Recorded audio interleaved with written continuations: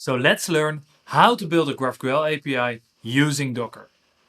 My name is Roy, and every week I create a new video about GraphQL on the StepZen YouTube channel.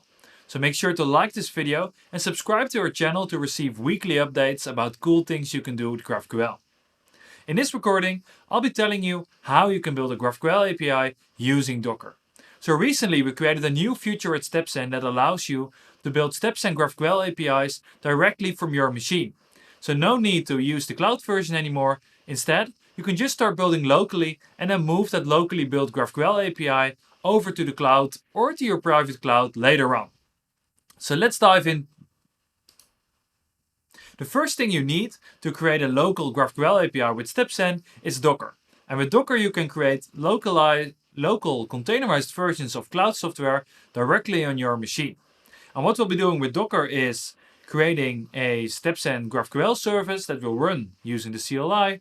And we also create a Postgres database that is used to store StepZen metadata, but also we'll be using this same Postgres database to create a GraphQL API for the data inside the database. Sounds neat, right? So we'll be needing Docker, we'll be needing the StepZen CLI, and we also need a Postgres database that we run inside the Docker. And of course, the StepZen CLI will also run StepZen inside the same Docker. So it will be a containerized application running from your machine. So when you have Docker installed, and I like to use Docker Desktop, you need to go to a new terminal. And in the terminal, you need to install the StepZen CLI. You can install it globally by running this command, but if you already have the StepZen CLI installed, you can just check your version by going to StepZen and then going for the version flag.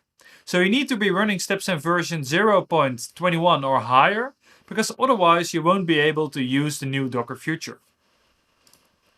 And once you have StepZen installed, there's nothing else you need to do besides creating a Postgres database, because StepZen needs a Postgres database to store metadata.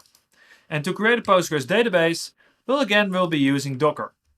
You can use this command, so it will be using the Postgres Alpine Docker image. We need to set a username, and we also need to set a password for the Docker Postgres database. So the user will be called StepZen, and then the password, let's try something easy, welcome01. As I press enter, Docker will get started and creates a Postgres database for me. If I go back to Docker Desktop, you can see there is a Postgres database called metadata running. And then the second thing I need to do is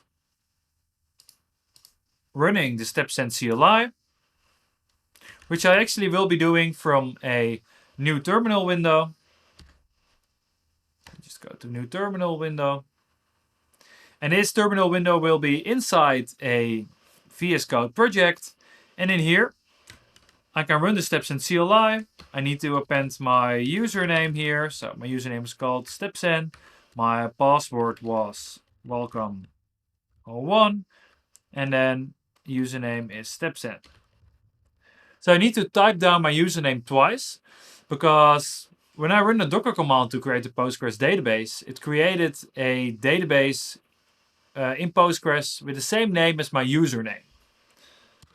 So if I press enter, StepZen will be appending the metadata to the Postgres database. And it will also create a local container called StepZen local, which has the StepZen service running inside. Just wait for a couple of seconds to start, and then we'll be getting a message inside the terminal that everything has been set up correctly. And then the final step in here is do StepZen login. So this will create a local configuration file and link it to the database and to the CLI. So now I should be able to run all the StepZen commands. I can do StepZen help. So these are all the commands I can run. I can deploy, import, list, login, logout, all these cool things. If I would be going back to my Docker, you can see a second Docker container is running. And this time it's StepZen local, which is my local StepZen GraphQL service next to my Postgres database.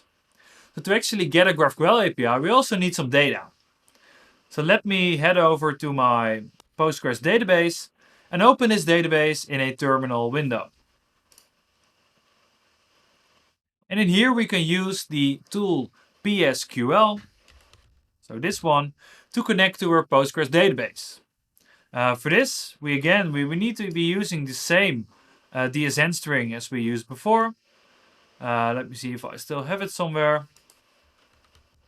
I think I need to type it again. So let me take a DSN string.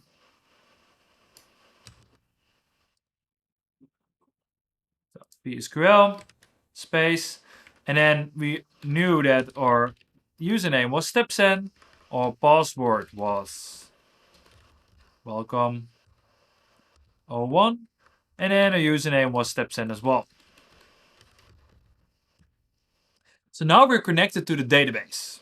If we go to the database, we can actually find a list of all the databases in there. So we have Postgres, StepZen, template 01 and template 1. So these are all basic. They come with a new Postgres database instance, and the StepZen database is created for the StepZen service.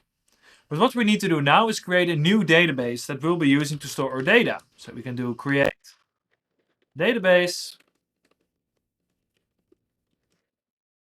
Just give it a name like company, because we're going to be creating a company database that has some employee information.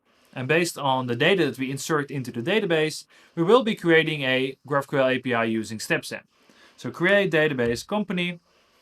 We've now created our database. So we can also switch to the database by doing \c and then company. And now we're inside this database. So let me see if it's actually empty. It is empty, there's no tables in it.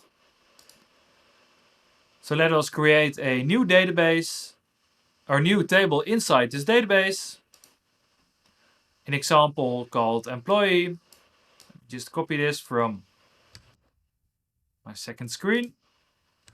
Paste it there. So we're going to be creating a table called employee. It has an ID, it has a first name, last name.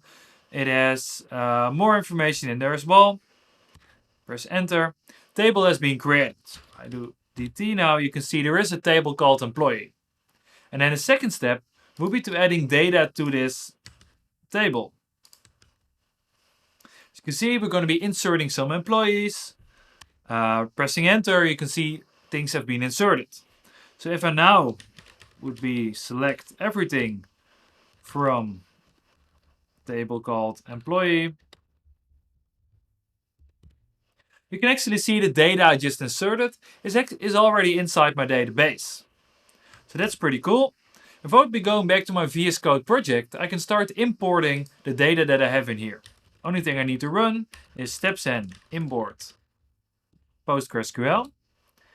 And then the first thing it will do, it will ask me for a host name.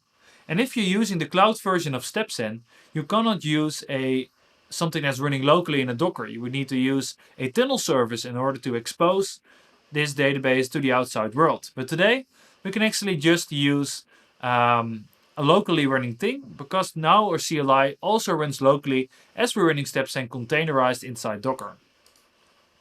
It asks me how I like my endpoint to be called, and then it asks me about my host name. So the host name will be just the default host name that we saw before. It is somewhere here. So where did I have it? I'll be going up. I can actually find my DSN connection tree. And in there is my host name and my port number. I can just append the port number as well. Ask me my database name. I just created a new database called company. The username we did before is StepZen, and then the password is welcome01.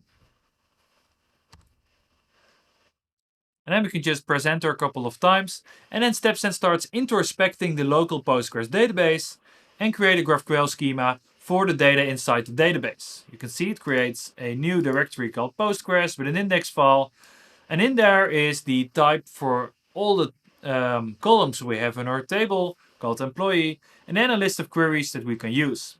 So the only thing I need to do now to start running this API locally is StepZen start. So the cloud version of StepZen will deploy this GraphQL API to the cloud point connected to your username, but this time it will start a local GraphQL API that only exists on my machine. So the only way to access this is by using this local endpoint. So we have two endpoints. One is an endpoint that has a graphical explorer, And another endpoint is something that you can use inside your local project. So when running StepZen locally using Docker, you can also use it locally inside your projects without having an internet connection to go to the cloud version. I will be taking this endpoint here. I'll be going to my browser, inserting it, and then this will give me a graphical explorer that I can use to query my GraphQL API. But only through the Explorer, as I said before. If you want to connect your project, just use the other endpoint that was created. And in here, if I press Explorer, I can actually find several queries that I can run, all with their own parameters where needed. And this was generated by StepZen. And this information, this list of employees, is the same list of employees that I have inside my Postgres database. As you can see here. It's the same names, Sandeep, Abhishek, Raju, Rohit. They're all here as well. So this is just how easy it is to create a GraphQL API with Docker and StepZen. So if you like this video with a button below, and also subscribe to our channel to stay updated every week as I drop a new video on this channel. And as always, I really love to hear your comments about the cool things we're building. So sign up for our Discord channel or leave your reactions in the comments below.